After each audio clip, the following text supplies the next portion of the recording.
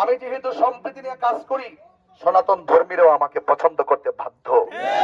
মোমবাতি জ্বলেনি, সব জায়গায় লাগেনি, জ্বালাই তুইব বাজান, এটা জ্বালাই তুইব, এটা পাঞ্জাতনে আসনও লাগে বাজান, সব জায়গাতে লাগালি। ওই দাদা, ওই দাদা লাগেনি, আসেনি, লাগেনি,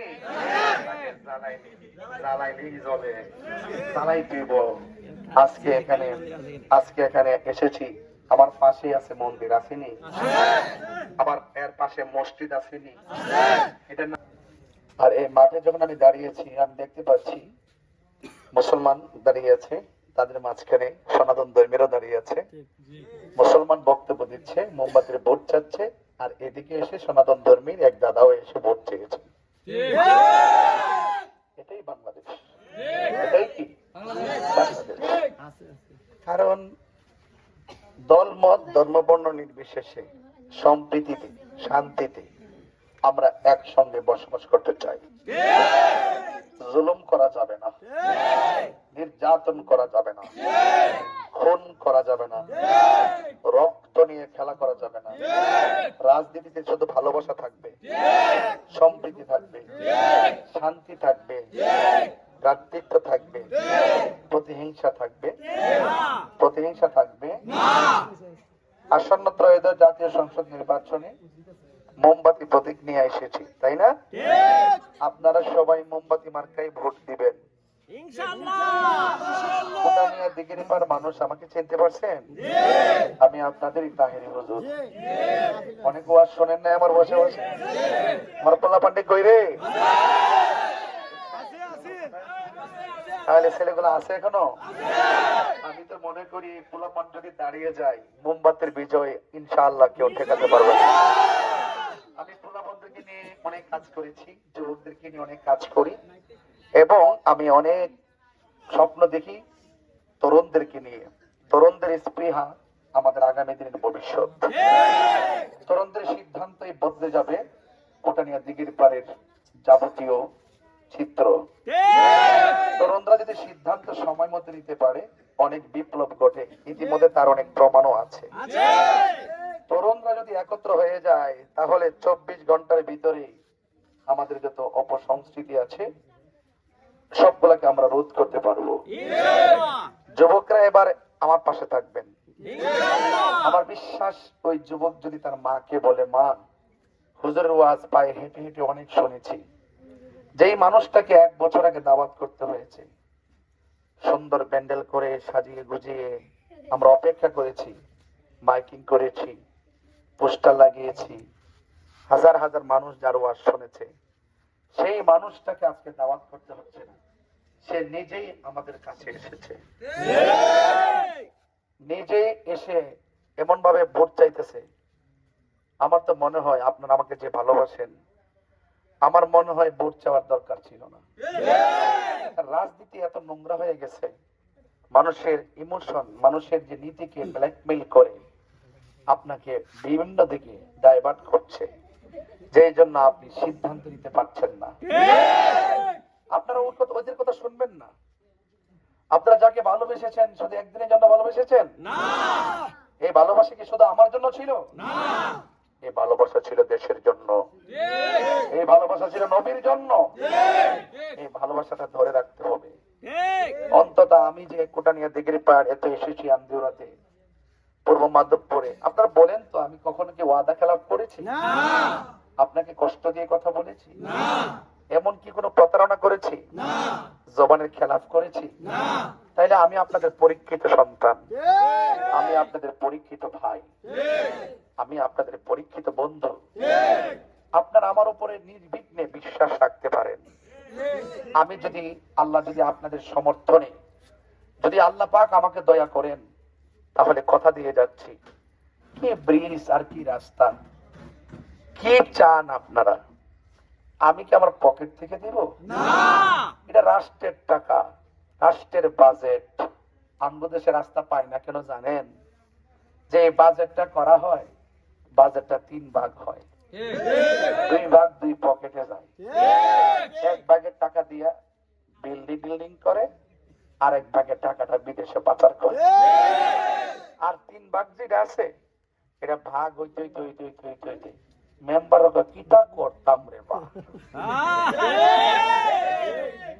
কি ব্যাপারটা কি বুঝতে পারছেন?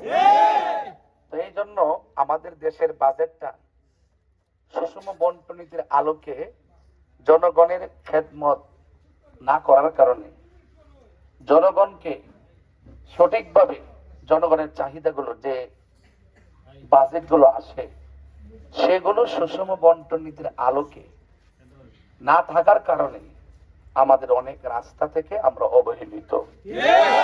কালভার্ট নাই, ব্রিজ নাই।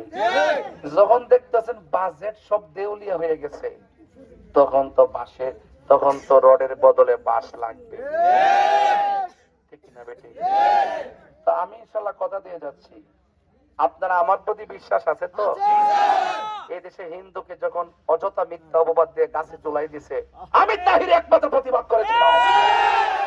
আমি ভয় পাই নাই কাউকে। যখন মাজার আক্রমণ করা হয়েছিল আমি প্রতিবাদ করেছিলাম। আমি বলেছি হিন্দুরাও এই দেশের মানুষ, এই দেশ স্বাধীনতায় সবাই অংশগ্রহণ করেছে, তাদেরকে নাগরিক অধিকার দিতে হবে।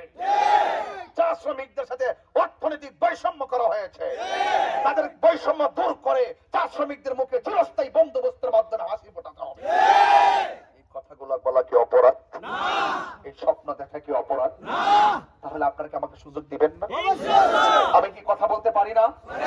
আমি কি মনে করি আমি যে যতটুকু হোক আমাকে আপনারা, আমার বয়স অনেক, কিন্তু আমি কি একটু পরিশ্রম করতে পারি না? তো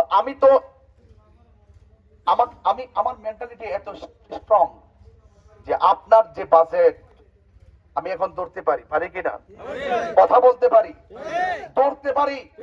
রাষ্ট্রের বাজেট আমি আশা করি আপনার যে প্রাপ্য, যদি প্রাপ্য নিয়ে যদি রাষ্ট্র কোনোদিন ডান বাম করে, আপনার প্রাপ্য আমি রাষ্ট্রের কাছ থেকে নিয়ে আসতে পারবো কিনা?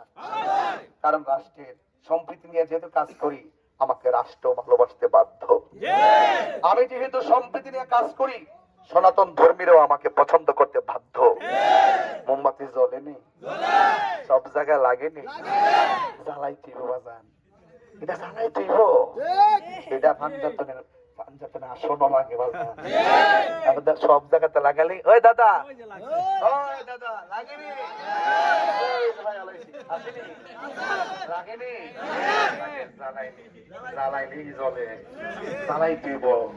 আজকে এখানে এসেছি, আমার পাশে আছে মন্দির, আসেনি? আবার এর পাশে মসজিদ আসেনি? এটার নাম কি বাংলাদেশ? এটার নাম কি? এরকম কথা কি সংসদে কেউ বলছে, শুনছেন? না শোনার কারণেই হিংসা বাড়ছে, নিন্দা বাড়ছে। এরা চাই যে টাকা যা আছে খরচ কইরা লই, 100 কোটি গেলে যাইব, 100 কোটি গেলে যাইব, 500 কোটি তো আইতাছই। এটা হলো তাদের রাজনীতি। আমি টাকা দিয়ে ভোট কিনতে পারবো না, আমি ভালোবাসা দিয়ে আপনাদের মন জয় করে ভোটের কেন্দ্রে আনতে পারবো। আমার পোলাপান্ডি কই? ইনশাআল্লাহ আল্লাহ কবুল করুক। ভালো থাকেন। আমাকে আরো অনেক জায়গায় যেতে হবে। মা বোনদেরকে আমার সালাম আদাব জানাচ্ছি, এবং মা বোনদেরকে আপনারা ছেলে যারা আছেন, যুবকরা যারা আছেন, সকাল সকাল নিয়ে আসবেন অটো দিয়ে, সিএনজি দিয়ে, অসুস্থ তাদেরকে নিয়ে আসবেন। সকাল সকাল 7টার আগে চলে আসবেন, সকাল সকাল ভোট আপনারা দিবেন। আর আমার কাছে যে দাবিগুলো আপনারা করেছেন, রাস্তা, ব্রিজ, আমি তো এখন বড় বড় আশ্বাস দিতে পারবো। বাংলাদেশের অনেক এমপি মন্ত্রীরা বিগত দিন, আজকে দিনের বেলা গেছিলাম শিমুলগড় সাতিয়ান ইউনিয়ন, একবারে শুনছি যে এখানে প্রায় অনেক সনাতন ধর্মী লোক বাস করে। ভাবলাম যে করি রাস্তাটা যেমনই হোক, লোক বলে বাস করে। আর দেখে যে পরে সবার মিছিল করছি আধা ঘন্টার উপরে, যাইতে যাইতে এমন ভাঙ্গা আর এমন মাটির রাস্তা, নিশ্চয়ই তো ওই এলাকাতে এমপি মন্ত্রীর ভোট চাইতে যাই কইছে না, আপনারা যদি আমার ভোট দেন তাইলে আপনাদের এলাকায় ইউরোপ বানাই দিবে। ইউরোপ আমি তো আজকে যাই ইউরোপ দেখেছি বাজার, মাটি দিয়ে হাঁটতে হাঁটতে দোলাবালি খাইতে খাইতে মনে মনে একটা নিয়ত করছি। কি নিয়ত জানেননি? যে আমার কাছে কেউ রাস্তা চাউন লাগতো না, এমন ভাবে কাজ করে দিয়া যাবো যেন আপনারা কন করে বন বেড়াতে আইসিন কত কথা কইছিলাম বেটাটা এমন কাম করে গেছে আমরা স্থানীয় বড় বড় আলাপ যারা করছে হ্যাঁ ওই কাম করতে এই বিশ্বাস আছে না আমার উপরে আরে আসেনি টাকা মাইরা খাইতাম না নিতে আসি নাই দিতে আইছি সবাই আমার লাগা দোয়া করুন আমি আপনার লাগা দোয়া করি ডাইনে খেডা মোহাম্মদে সামনে খেডা মোহাম্মদে সামনে খেডা মোহাম্মদে পিছনে খেডা মোহাম্মদে ডাইনে খেডা মোহাম্মদে সাসি হয় মোহাম্মদে সাসাই হয় মোহাম্মদে দাদাই হয় মোহাম্মদে দাদি হয় মোহাম্মদে জলেনি দোয়া করবেন। আসসালামু আলাইকুম ওয়া রাহমাতুল্লাহি ওয়া বারাকাতুহু।